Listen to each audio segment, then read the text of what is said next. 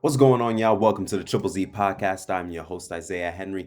James Harden has finally been traded to the Los Angeles Clippers. The Sixers trade Harden, Tucker, Petrusev to the Clippers for Marcus Morris, Robert Covington, Nicholas Batum, KJ Martin, a 2028 unprotected first round pick, two second round picks, a 2029 pick swap, and a first round pick. I mean, when James Harden said that Dahl Murray is a liar and I will never be a part of an organization that he's a part of, he really meant it. I mean, he went out of his way to make the entire organization in Philadelphia really uncomfortable by not showing up to media day, preseason games, his antics on and off the court. I mean, this all dated back when James Harden took a $14 million pay cut to help the 76ers create more cap space to get more pieces for their roster. And then obviously that didn't work out because we saw what happened in game 7. It clearly didn't end well for the 76ers. But then Harden tried to exercise his 35 million player option, and that's when things took a turn for the worse. This is James Harden's fourth team since 2021. He's been in Houston, Brooklyn, Philadelphia, and now he's with the Los Angeles Clippers. I mean, he's forced his way out of all these teams and hasn't delivered anything to any of these organizations, to any one of these organizations. Now, for Philadelphia, there's a good side to this and a bad side. Starting with the bad, what is Joel Embiid thinking? Because now, when he looks around outside of Tyrese Maxey, who I think can be a great player, I'll get to that later on.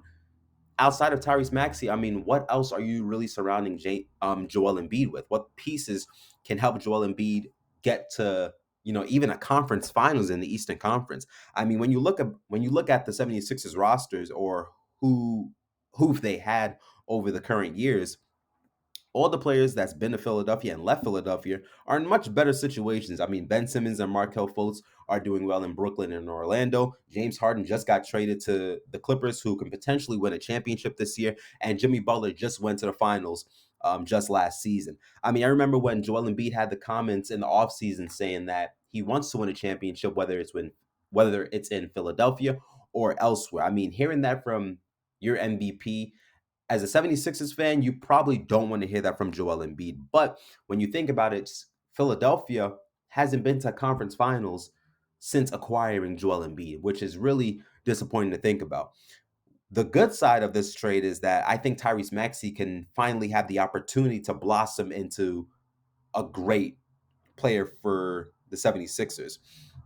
I mean, I think Maxey and Embiid can be a better duo than Harden and Embiid. Not saying that Tyrese Maxey is a better player than Harden, but it's a much better fit for the 76ers organization. I mean, when we're talking about Tyrese Maxey as a third option last season, he averaged 20 points. I mean, now that you move him into that second option, he can easily average now 23, 24, even 25 points on a nightly basis. I mean, with Tyrese Maxey, he can score in multiple ways, getting out in transition, hitting the three ball. He has a floater game. He can get into the lane and finish with contact. I mean, right now, even though it's only 4 or 5 games, he is averaging 36 and 6 on 50% shooting from the field, 56% from three, and 91% behind the free throw line.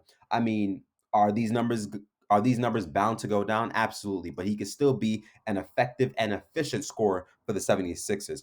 Another positive Another positive for Philly is you get James Harden off your back. I mean, I honestly thought that this trade wasn't going to go down because I seen things from the Clippers saying that they backed off a little bit. So I just had the mindset that Harden is just probably going to suck it up and just stay in Philadelphia.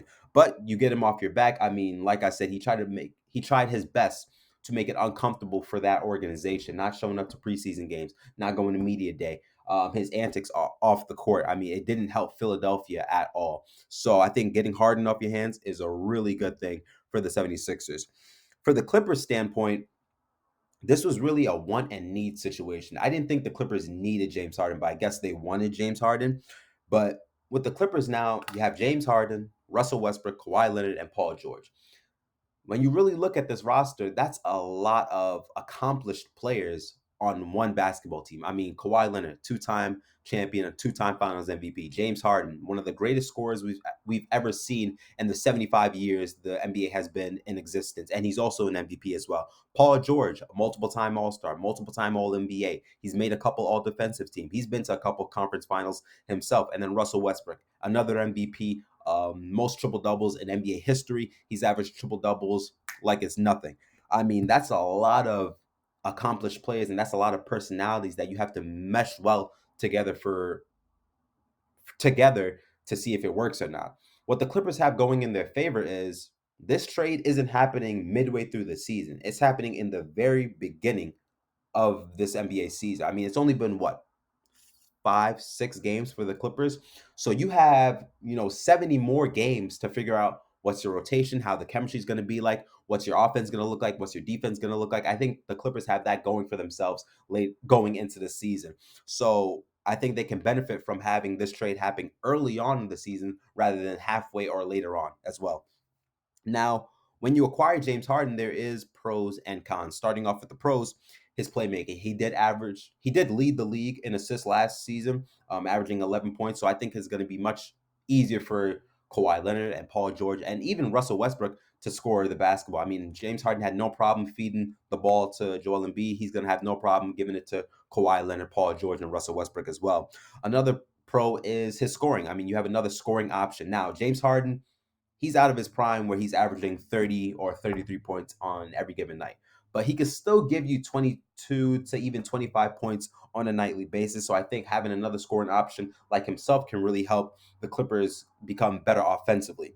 Another positive is Harden knows what it's like to play with Russell Westbrook. I mean, this is his third time teaming up with Westbrook. I mean, from OKC to Houston and now with the Clippers. So you have that going in your favor. Those two already knowing each other play style and already having chemistry, knowing and growing up with each other. Some of the cons would be his defense. James Harden is not known for his perimeter defense, and he could be a liability on that end of the floor. Another con, I think, that's going to stand out a little bit early on in James Harden's um, Clippers run will be isolation because that's some of the problems that the Clippers faced last year, and hopefully they try to avoid it this year. When the Clippers found themselves down in late basketball games, they went to a lot of isolation basketball between Kawhi Leonard and Paul George. So now you add another isolation scorer in James Harden. So, the movement for the Clippers might be a little stale, and a lot of people might just be ball watching one person dribble the basketball for what, at least 90% of the shot clock, and then forcing up a shot to, take the lead or bring the game closer. Another negative would be his playoff performances. James Harden isn't known for performing very well in the playoffs. Now, granted, he did have some good games here and there last season, but we all saw that Game 7. It did not end well in Boston. So that's another negative of its own. But hopefully the Clippers can manage this roster well. Like I said, there's a lot of accomplished players. You roughly have 4 Hall of Famers on one basketball team. So hopefully Ty Lue knows what it takes to, get the chemistry going and have the Clippers, benefit from this trade. In my personal opinion, I believe the 76ers won this trade. You get James Harden off your back because he's someone that doesn't deliver at all. And then you get to see Tyrese Maxey elevate his game to another level, which I really think can help the 76ers. I think Joel Embiid has to give, Tyrese Maxey some time to get used to being the second option. But I think once Tyrese Maxey gets used to that feeling of being the legit second option, I think the 76ers can benefit from this trade as well. But thank you guys for listening to Triple Z Podcast. Please like and subscribe to the channel and let me know your thoughts about this trade for James Harden and the 76ers. Zzz.